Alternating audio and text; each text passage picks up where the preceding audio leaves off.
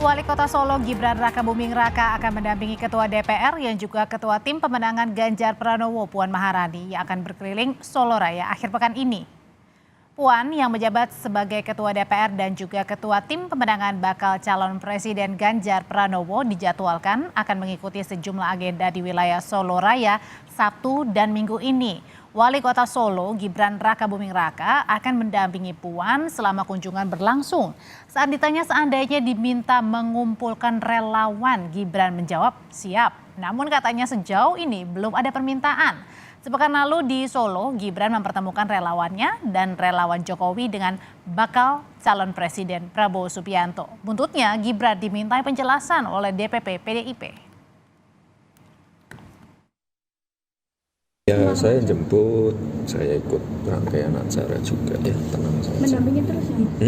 Mendampingi terus? Ya, mendampingi lah pasti ya, masa nggak mendampingi. Nanti pedangannya mau bahas apa mas? Ya nggak tahu, ya sesuk tuh, ketemunya sesuk ya dibahas sesuk. Kalau ada perintah mengumpulkan relawan ya saya siap. Sejauh ini belum, ya protokolnya masih masih muter. Ya, masih muter memastikan venue-venue. Sejumlah pertemuan dengan bakal calon presiden hingga elit partai politik dilakukan Wali Kota Solo yang juga putra sulung Presiden Jokowi. Walau menolak disebut bermanuver, tapi sejumlah langkah politik Gibran jadi sorotan dan kita bahas sore ini bersama dengan Ketua Tim Pemenangan Ganjar Pranowo Deddy Sitorus, pengamat politik Kenegaraan UNS Agus Riwanto dan juga Direktur Eksekutif Carta Politika Yunarto Wijaya. Sore Bapak-Bapak. Sore Mbak. Selamat sore. Selamat sore Mbak. Saya ke Bang Deddy dulu ya. Bang Deddy, jadi benar nih besok pada saat kegiatan di Solo Raya nanti Mbak Puan akan bertemu dengan Gibran? Ya, pertama saya klarifikasi dulu ya. Saya bukan Ketua Tim Pemenangan Ganjar Pranowo, tapi Sekretaris Tim Koordinasi Nasional Relawan Pemenangan Ganjar. Baik. Yang kedua, ya sudah barang tentu akan ketemu karena kan Mbak Puan tuh dapilnya ada di sana.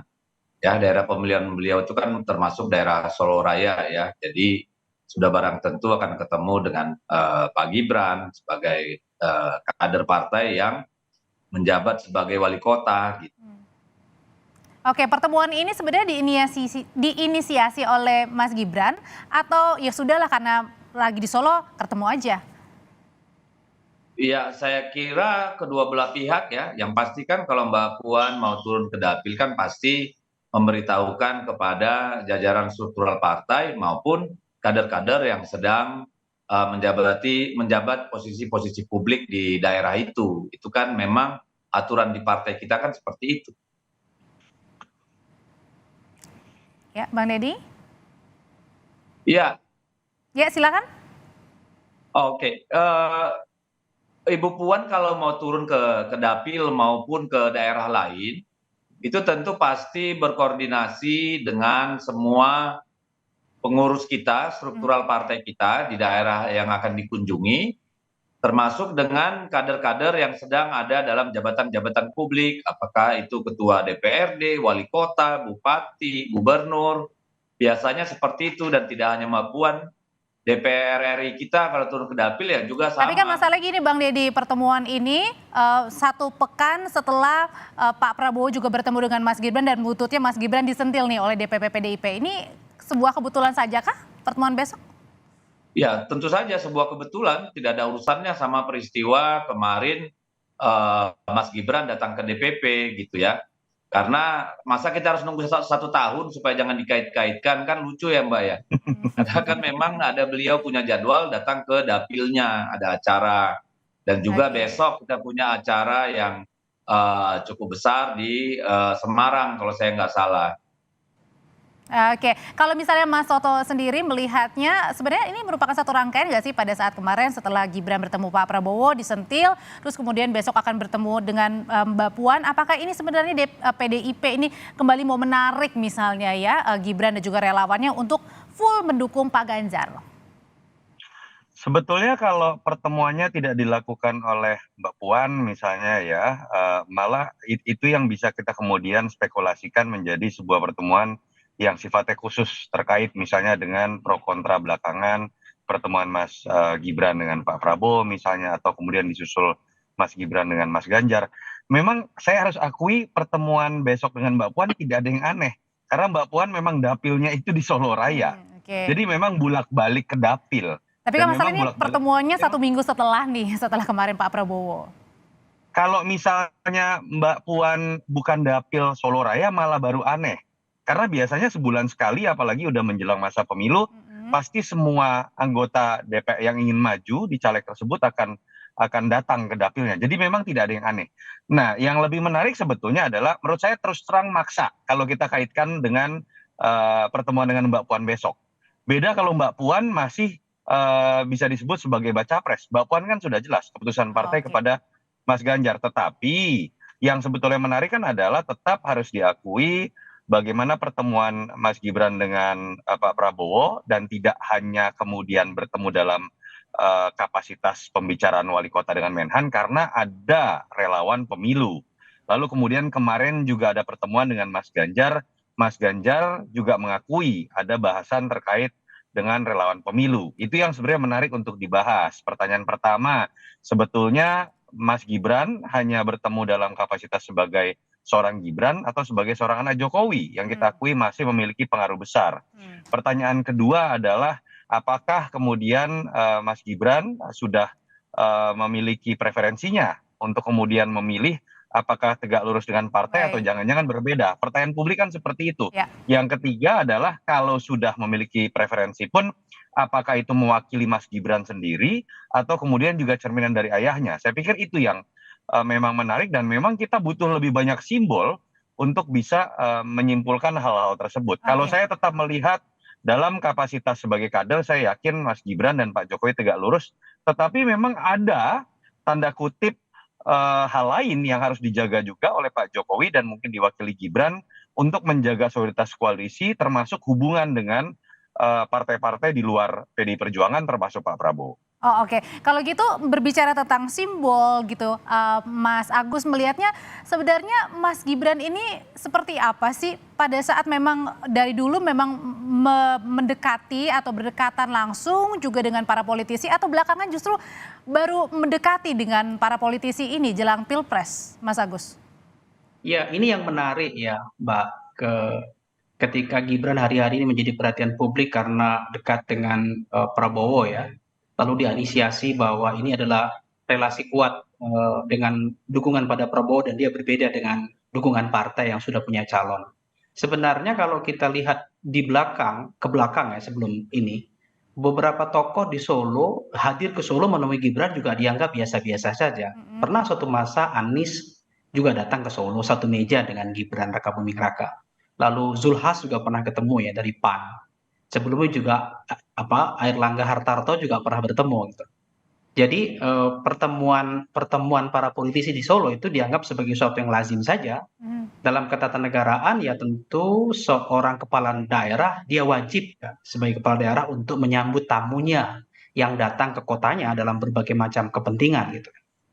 Nah, bedanya ketika Pak Prabowo ini yang agak berbeda karena disertai dengan deklarasi relawan yang mendukung pada Pak Prabowo. Tetapi kalau kita lihat fakta, pada saat itu kan Gibran juga menjauh di forum itu sebenarnya. Dan tidak ada pernyataan resmi ya dari Gibran bahwa dia mendukung atau memberikan cek khusus kepada Pak Prabowo dalam proses Pilpres mendatang. Gitu. Jadi menurut saya ini soal sensitivitas aja yang melihat karena menjelang pemilu. Jadi dikait-kaitkan dengan kepentingan dukungan terhadap calon tertentu. Tapi kan Mas Agus, tapi kan ketika kemarin pada saat minggu lalu Mas Gibran bertemu dengan Pak Prabowo dan kebetulan di situ relawan deklarasi mendukung Pak Prabowo, kan ini akhirnya mau tidak mau dikaitkan kan dengan kedatangan Mas Gibran di sana sebelum deklarasi. Ya, saya meyakini ya bahwa kepala daerah atau presiden atau anggota DPR itu adalah delegasi partai ya. Kalau kita baca di ketentuan konstitusi misalnya pasal 6 bahwa calon presiden itu diusung partai politik, kemudian pasal 22 ayat 3 anggota DPR juga merupakan utusan partai karena pencalonannya melalui pintu partai. Begitu juga pasal 18 Undang-Undang 45 dan dikaitkan dengan Undang-Undang 10 2016 tentang pilkada. pintu pencalonan seorang kepala daerah itu adalah partai politik. Jadi kalau ada calon kepala daerah atau presiden yang tiba-tiba mendukung partai atau calon di luar kehendak partai, menurut saya itu tidak elok dan tidak lazim gitu ya. Karena dia telah keluar dari patron partai tempat dia mencalonkan diri. Karena hubungan atau relasi antara calon presiden dengan calon bahkan saat menjabat itu tidak pernah terputus ya relasinya dengan partai Oke. pendukungnya itu. Mhm. Jadi kalau kita lihat pernyataan-pernyataan Gibran yang lurus pada partai tegak lurus pada perintah partai, menurut saya itu masih saya anggap sebagai kewajaran. Oke. Karena mungkin tidak akan berbelok, hanya mungkin perlu penegasan lebih lanjut sikap-sikapnya ya, apakah memang itu dibuktikan punya Baik. dukungan apa tidak. Tapi sejauh ini pernyataannya tidak ke sana saya lihat. Oke, tapi kan karena gini nanti akan dijawab oleh bapak-bapak ya. Karena Gibran bilang gini nih, jangan panik karena saya cuma anak-anak, saya cuma anak kecil kok, jadi jangan pada panik. Ya, saya nggak tahu nih arti paniknya ini apakah PDIP juga merasa panik misalnya dengan manuver dari Mas Gibran karena mungkin saja menguntungkan elektabilitas di bakal calon presiden tertentu. Pasti makna di balik Gibran bilang jangan panik, saya kan cuma anak kecil aja. Ya, saya ingin melihat lebih luas begini. Pertama, kalau ada pertanyaan Gibran mengatakan jangan panik, saya hanya anak kecil gitu ya. Ini khas ayahnya sebenarnya dalam berpolitik dan berkomunikasi politik. Ingat dulu Pak Jokowi ketika pertama kali mengalami konflik yang ramai di level nasional walaupun masih menjadi wali kota Solo dengan Pak Bibit Waluyo, saat itu juga kira-kira gayanya seperti itulah. Saya ini memang wali kota bodoh dan lain-lain. Jadi itu khas dari gaya ayahnya ya, seorang playmaker dalam berpolitik, bisa maju, bisa mundur, bisa merendahkan dirinya juga begitu. Dan yang dalam pro dan kontra. Yang kedua, saya sih melihat begini loh, apa sih yang terjadi dalam beberapa momen terkait dengan Gibran, ini kita nggak bisa melihat berdiri sendiri. Kalau kita lihat misalnya ada isu terkait dengan ayahnya yang cukup kontroversial 3 periode, perpanjangan periode. Sekarang orang kemudian menebak apakah ke Prabowo ataukah ke Ganjar. Menurut saya apa yang dilakukan oleh Pak Jokowi itu sebetulnya secara tidak langsung menaikkan posisi bargaining position Pak Jokowi sendiri dan image-nya di panggung politik seakan-akan ia diperebutkan. Ini sangat cerdas dalam konteks ingin menjaga image dalam isu mengenai lame duck government yang terjadi biasanya pada presiden yang menjelang pensiun. Nah, jangan-jangan dari formula itu saya berspekulasi, Gibran juga sedang melakukan hal yang sama, tetapi bukan sebagai presiden yang sedang ingin pensiun, tapi sebagai politisi muda yang sedang naik karirnya. Kalau kita lihat kan dari pro dan kontra yang terjadi sekarang, PDI Perjuangan dengan Gerindra, kedua-duanya sekarang berbicara mengenai Gibran dengan pro dan kontranya ya. Pemberitaan juga akhirnya dihiasi oleh Gibran. Jadi yang menang banyak menurut saya adalah Gibran. Kalau ditanya PDI Perjuangan, bukan Ganjar. Karena bukan artinya mungkin di sini Gibran juga diuji begitu ya, bagaimana menanggapi. Terakhir catatannya, tetapi harus ada batasan. Jangan sampai kemudian permainan seperti ini kalau betul sedang dilakukan, itu kemudian offside, tanda kutip ya. Malah kemudian nanti akan menyulitkan dirinya sendiri. Contoh lah misalnya, kenapa ini jadi ramai? Karena muncul isu Prabowo Gibran sebagai capres-cawapres. Kenapa ini menjadi serius? Karena ada judicial review yang dilakukan oleh 2 kader partai Gerindra terhadap batas usia untuk menjadi capres-cawapres. Di situ kan kemudian nama Gibran seakan-akan menjadi tertuduh, seakan-akan kemudian menjadi satu bagian dalam isu mengenai Prabowo Gerindra. Kalau itu terjadi buat seorang politisi muda, simbol demokrasi, itu bisa blunder buat dirinya sendiri. Oke, kalau gitu Bang Deddy sebenarnya seberapa kuat sih magnet dari Pak Jokowi dan keluarga Pak Jokowi ini untuk bisa menaikkan elektabilitas Pak Ganjar?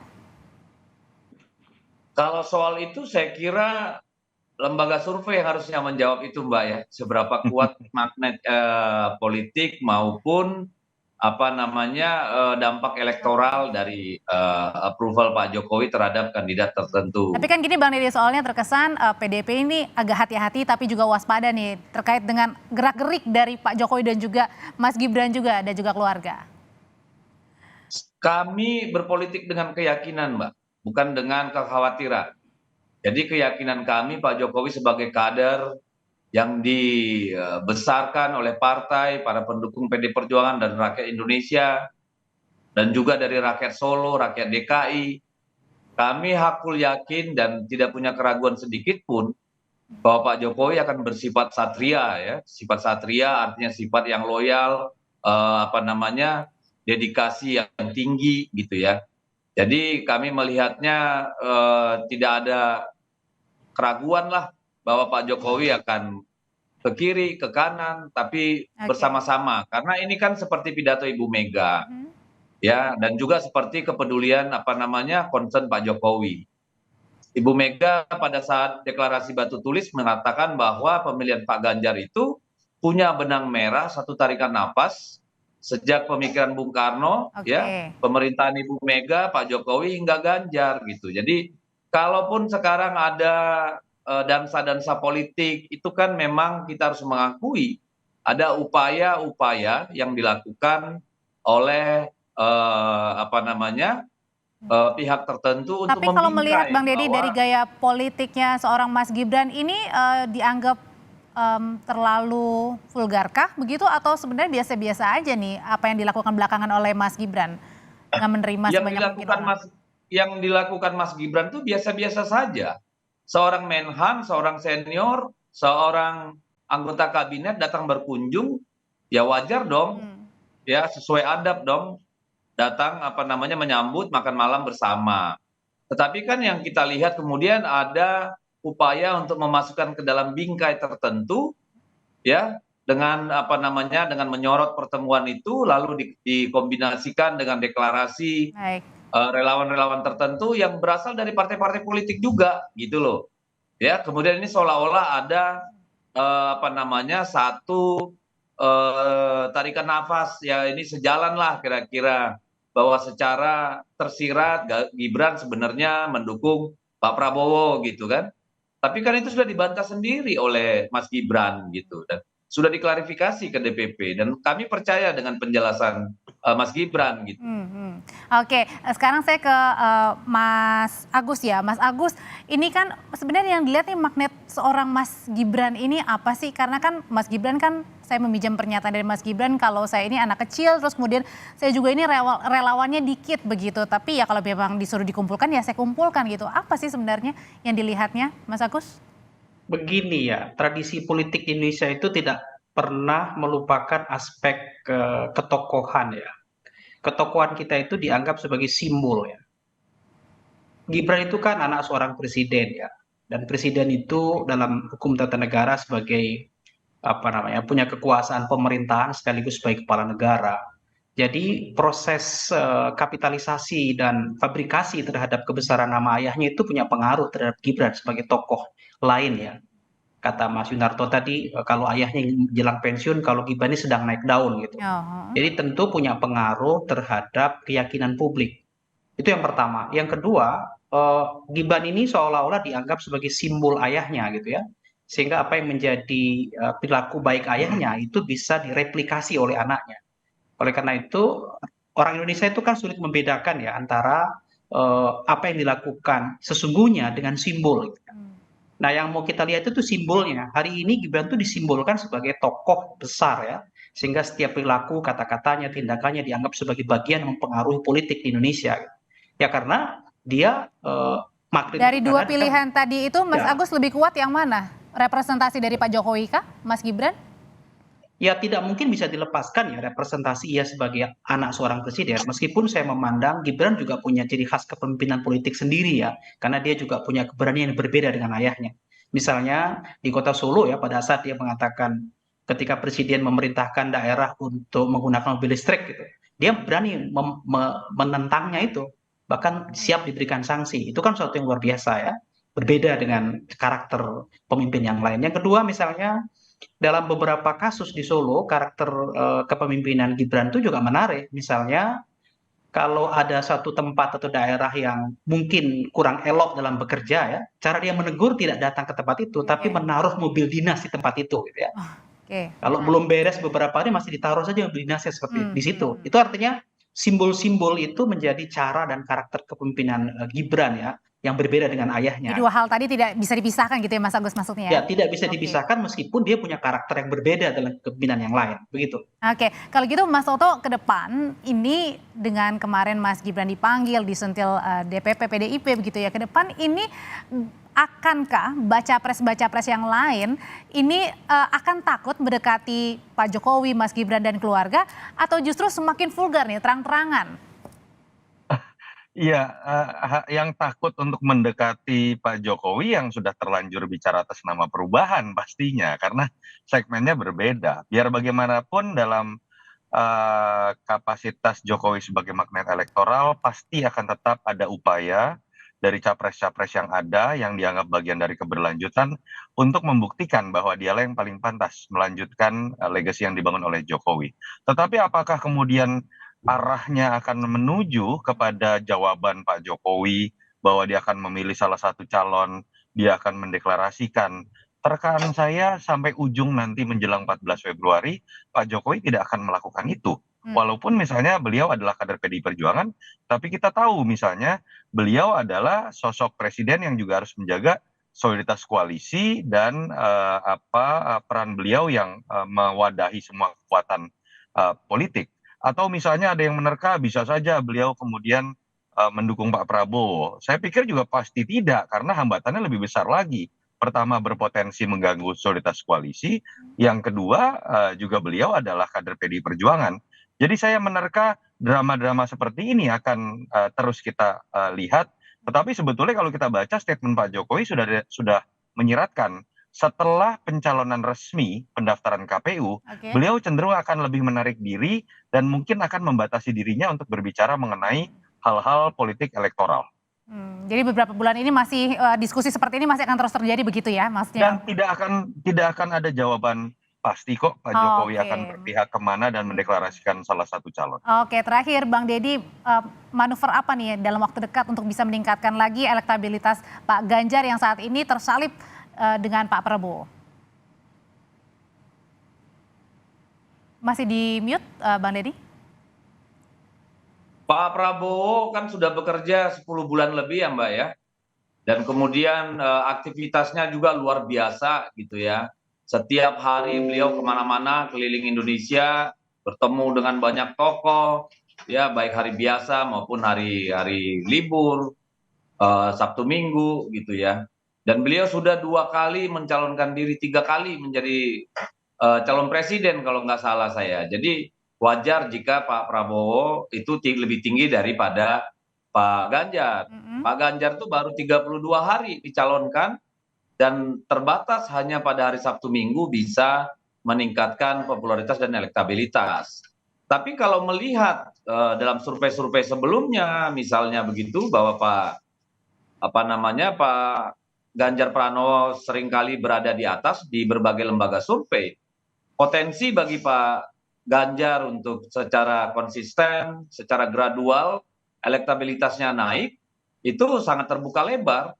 Apalagi ketika nanti sudah ada capres, lalu sudah masuk masa kampanye, beliau sudah mundur dari gubernur, saya kira akan terjadi perubahan dinamika yang sangat-sangat luar biasa begitu. Jadi yang ada sekarang ini kan rekaman belum final gitu ya, karena kan ini masih bukan, ya fluktuatif gitu. Jadi kita tidak terlalu pusing dulu lah soal itu Mbak. Oke, elektabilitas dari bakal calon presiden memang masih fluktuatif sampai nanti pada saat benar-benar diketuk pencapresan ya. Terima kasih Bang Deddy, terima kasih juga Mas Agus, terima kasih Mas Toto, sehat selalu Bapak-Bapak.